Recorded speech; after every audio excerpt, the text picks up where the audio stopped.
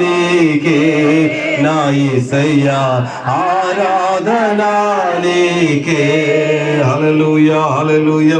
అందరు గట్టిగా స్తోత్రాలు చెబుతాం. మనొకసారి గట్టిగా స్తోత్రం చెబుతాం. చెప్పాలి, గట్టిగా చెప్పాలి. ఎంత స్వరం ఉందో అంత ఘనంగా దేవుని కనపరచు. చేతులు పైకెత్తి ఆయన స్తుతిస్తా ఉండు.